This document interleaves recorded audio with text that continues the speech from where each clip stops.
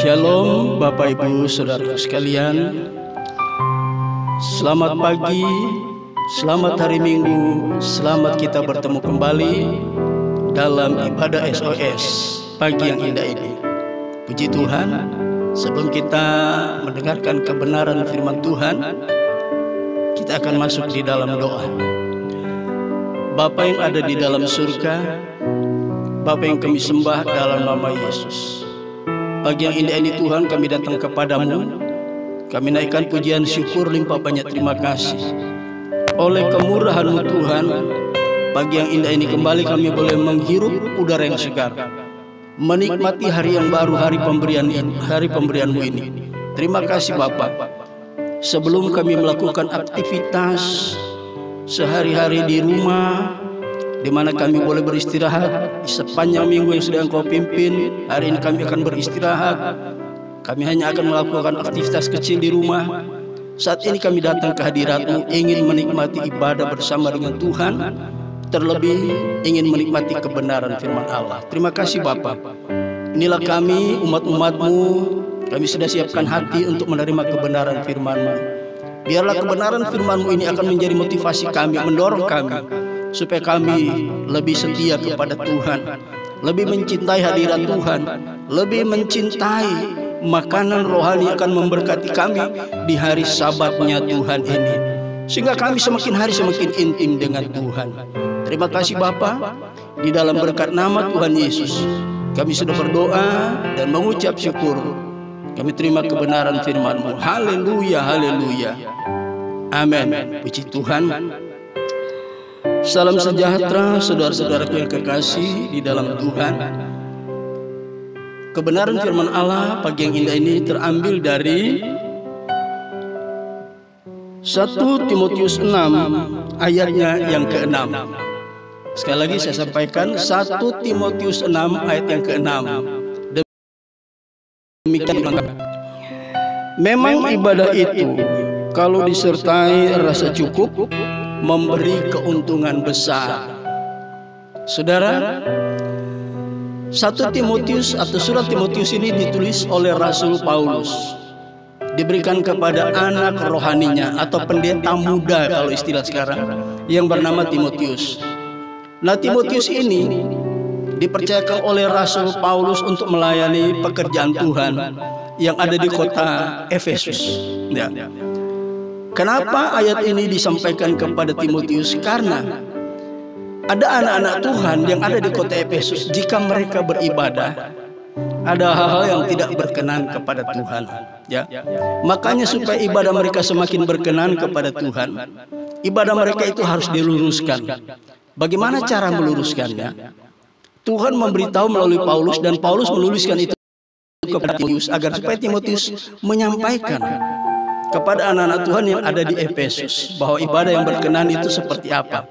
Tadi kita sudah baca, memang ibadah itu kalau disertai rasa cukup memberi keuntungan yang besar. Saudara, di sini kita lihat bahwa untuk ke tempat ibadah, supaya ibadah mereka itu berkenan, ada beberapa hal yang harus diperhatikan. Yang pertama, perhatikan di sini. Memang ibadah itu kalau disertai dengan rasa cukup. Apa arti daripada rasa cukup? Kalau di dalam Alkitab terjemahan lama, terjemahan Bode, ya, di ayat yang sama dikatakan apa? Memang ibadah itu, memang ibadah itu jika disertai dengan hati yang senang, besarlah labanya. Perhatikan, berarti kalau ke tempat ibadah, ingat saudara, kita harus beribadah disertai dengan hati yang senang. Kita datang ke tempat ibadah atas dorongan hati. Kita ada sukacita, hati kita senang, supaya di sana kita bisa memuji Tuhan dengan indah, dengan bebas. Jangan jadikan ibadah itu merupakan rutinitas.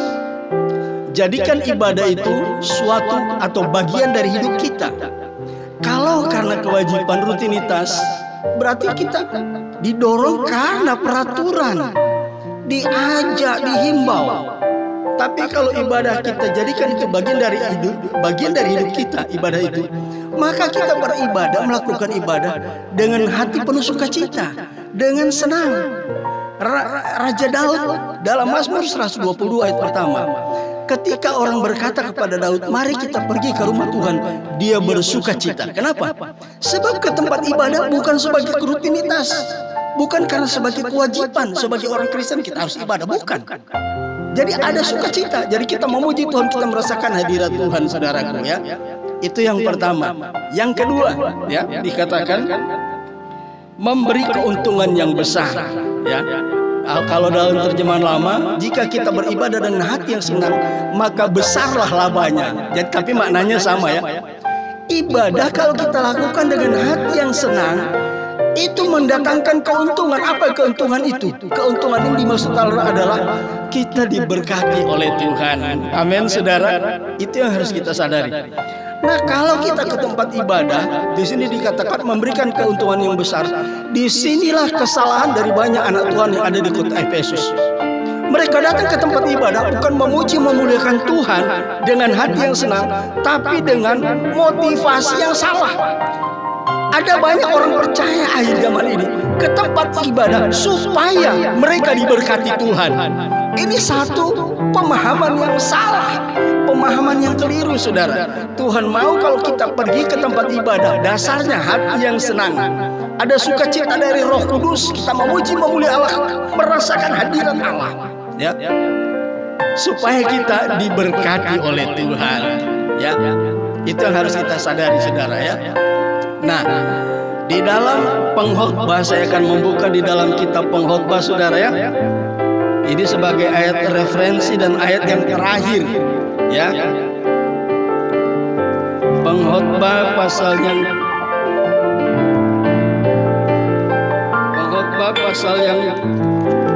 keempat, ya. Pengkhotbah pasal yang keempat ayat 17. Jagalah langkahmu kalau engkau berjalan ke rumah Allah, ya. Menghampiri untuk mendengar adalah lebih baik daripada mempersembahkan korban yang dilakukan oleh orang-orang bodoh, karena mereka tidak tahu bahwa mereka berbuat jahat. Jagalah langkahmu kalau engkau berjalan ke rumah Allah. Ya. Orang percaya di sini harus memperhatikan apabila dia mau ke rumah Allah, jagalah langkahmu.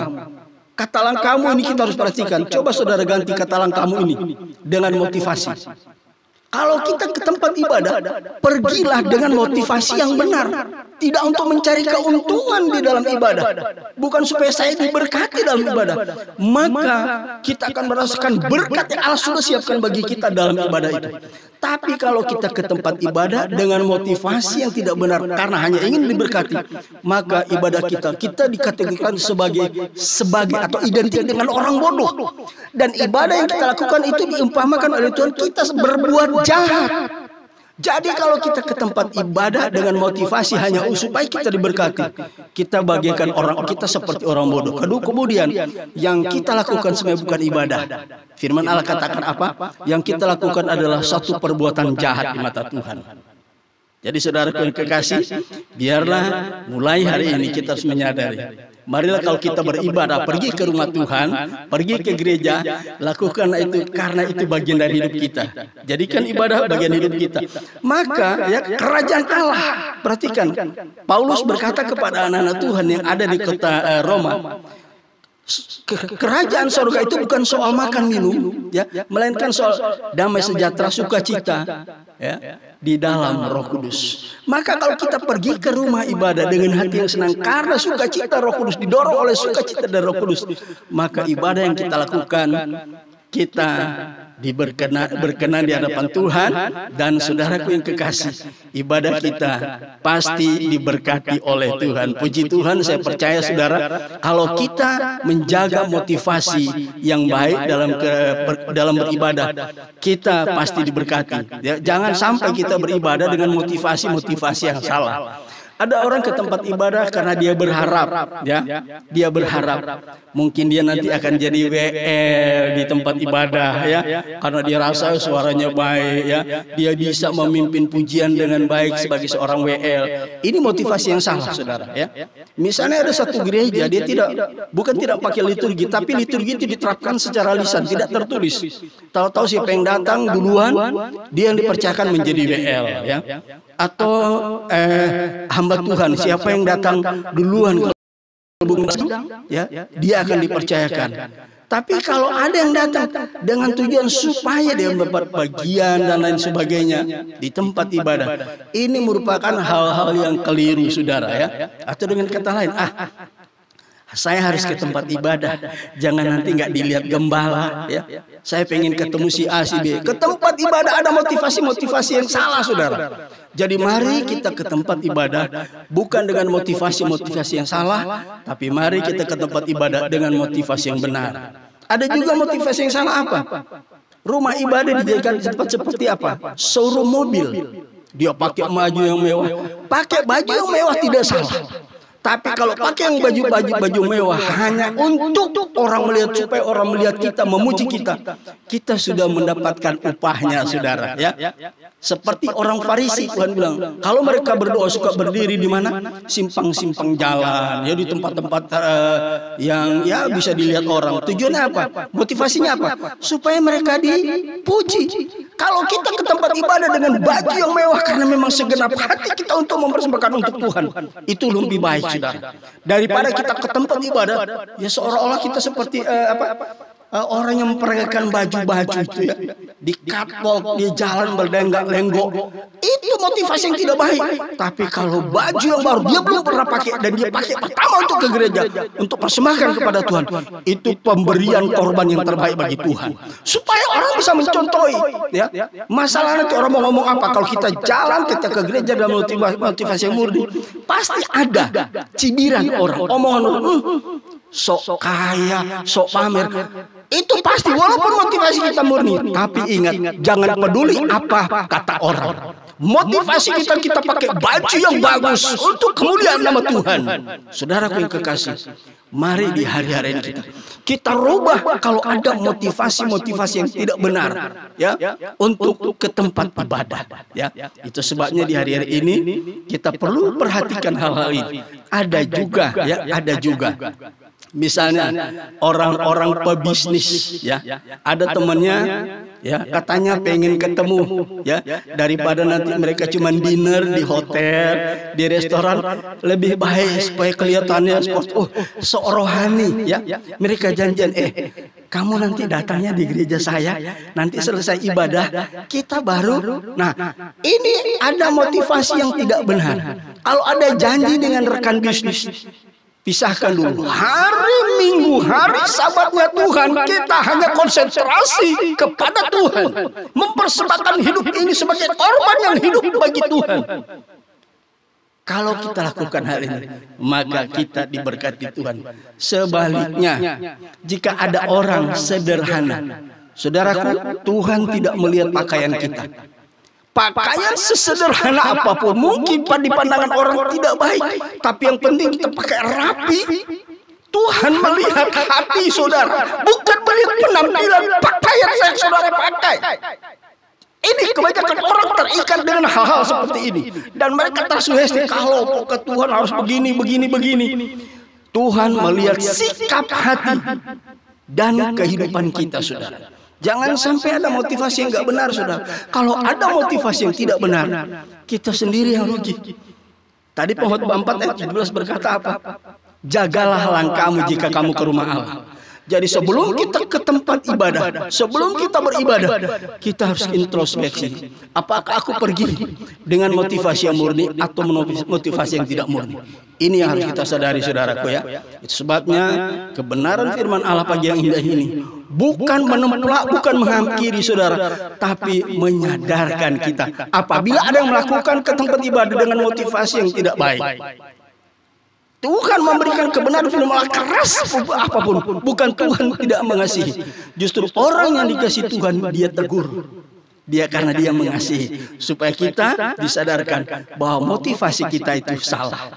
Tapi jika motivasi kita itu baik, seperti yang Tuhan mau, motivasi yang murni, ini firman semakin meneguhkan kita, ya, menguatkan iman kita sebagai orang percaya. Puji Tuhan, saya percaya oleh pertolongan Roh Kudus, di keterbatasan saya sebagai seorang hamba Tuhan, Roh Kudus yang akan lebih menerangkan sempurna di dalam hidup saudara. Puji Tuhan, inilah kebenaran firman Allah.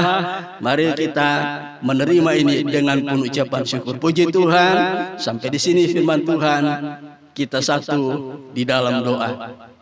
Bapa yang ada di dalam surga, saat ini kembali kami datang kepada Tuhan. Kami mengucap syukur. Hari ini kami diberkati oleh kebenaran firman-Mu. Kalau mungkin ada di antara kami selama ini beribadah dengan motivasi yang tidak berkenan kepadamu, Tuhan ampuni kami. Dan Engkau Maha Pengampun, kami percaya Engkau mengampuni kami.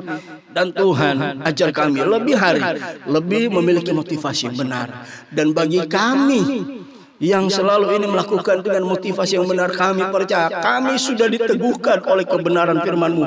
Mari Tuhan Engkau tolong kami, oleh Roh Kudus memampukan kami lebih lagi, kami melakukan lebih baik, biar kami boleh menikmati berkat-berkat dari ibadah kami. Dan kami percaya Tuhan memberkati kami dengan limpah, dengan berkat rohani. Terima kasih Bapa di surga, terima kasih Bapa di dalam berkat nama Tuhan Yesus. Kami sudah berdoa dan mengucap syukur kepadamu. Haleluya. Amin. Puji Tuhan. Demikianlah ibadah kita pada hari Minggu ini. Kita ketemu lagi di hari Minggu yang akan datang. Shalom. Puji Tuhan. Amin.